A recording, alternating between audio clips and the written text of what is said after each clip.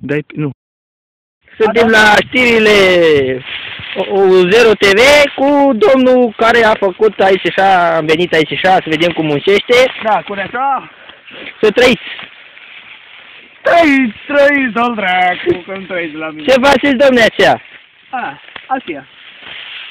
Dumneavoastră pe aceea? Pe și. E greu, a? Aceea. Nu, nu-i prea greu. Ba, greu. Greu. Da. De unde m-ați luat tu? Ce faceți, domne, aceea? Da, așa de greu-i. Doamne, să nu mai vină nimeni pe aici. Să nu mai vină, să dea Dumnezeu Sfântul. Da. Așa de greu-i, domne. E greu. Greu. Mă necară. Mai pot înghiți sânge noaptea, domnule. Parul m-a crezut da? Da. Înghițărăți vreo coardă de asta? A? Înghițărăți vreo coardă? Înghițări. Nu vorbiți prostii pe post, că ne dă amendă ce ne au. Da, domnule, așa că mai vulgară și la țară și la motor. La motor. De unde să e mai naroz, așa? Aia e mai naroz. Eu de acolo, dar eu nu fac parte din grupul lor. Ce fes frumos aveți. Avem.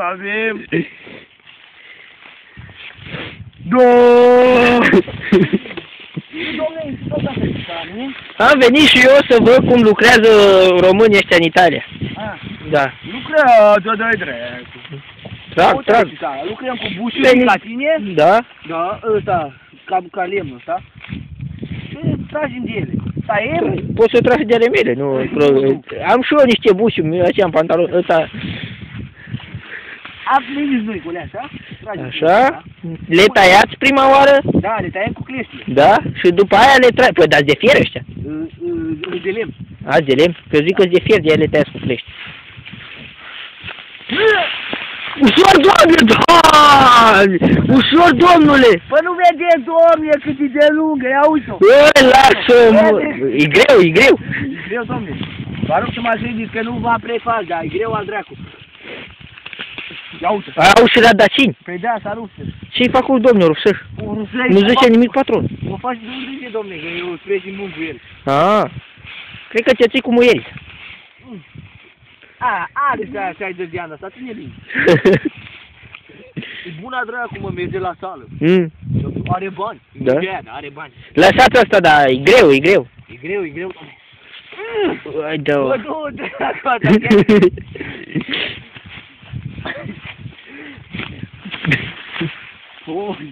dar, domne, cât are Radacina? Atâta o are, domne. Ce vrei să-i faci? Tu matale spui ăsta, nevastă, veniți ăsta și ăsta să mă întrebați dacă e greu.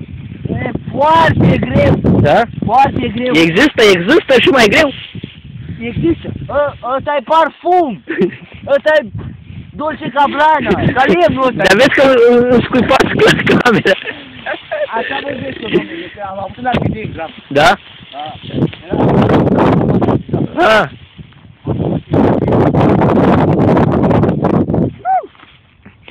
Ai avut de mașină, ăsta de mat, de ăsta? De mat. Da. Am tras de ele până... E rău? Tras de ea. E rău? E rău, domnule. Nu mai pot, cred că de seară... Intră coșmarul în cursul miezii, da. Nu mai vorbiți vulgar, domne, că ne dă amendă ce ne au. Eu nu vorbesc vulgar, domne, eu vorbesc. Vorbește așa? Vorbesc ca și...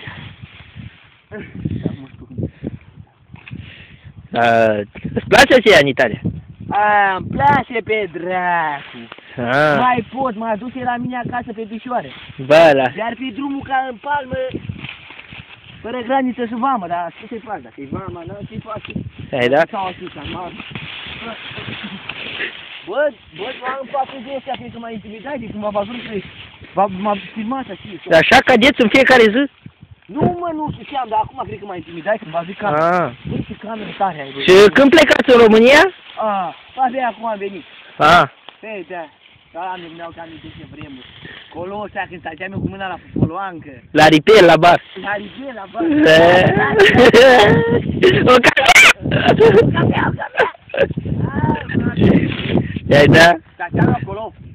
Eu eram șef acolo pe calorifer, n-avea nimeni. Da? Aici s-a trag de ele, nu vedeți ce, trag de ele. E rău, șefule. Dar de ce ați mai venit înapoi? N-am bani, doamne, n-am bani. E spârlit. Învârlit, acum tot m-am reparat. Te-ai reparat Am bine? venit din țară, am făcut praf acolo și eram non-stop. Da? Eram numai cu gaziți, aveam... Da. Eram aici, așa, uitați, domne, uitați bușul, uitați ce coaze are, domne. Mă rog, luați aici, așa, loc și filmați, uitați. Are aici, așa, un lemn, 2 lemne, 3 lemne, 4 lemne și lemne, 6 lemne. Îți bune de fac foc.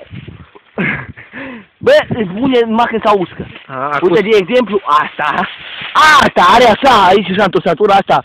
Dar e bună. Da? E bună. Dar asta face vită. Vită. Face vită, carne de vită, un pic. Da? Bă, mai iau și acasă seara, știi, când e foame. Când am fără mâncare, mai iau și acasă, știi? Bine, domnule șef, hai că ne ajung, ai las din urmă. Gata, domnule. Hai, să trăim. Vă mulțumesc pentru... Nu, veniți asta, da, vă rog cu aceea. Vorbiți vulgar? Nu, nu.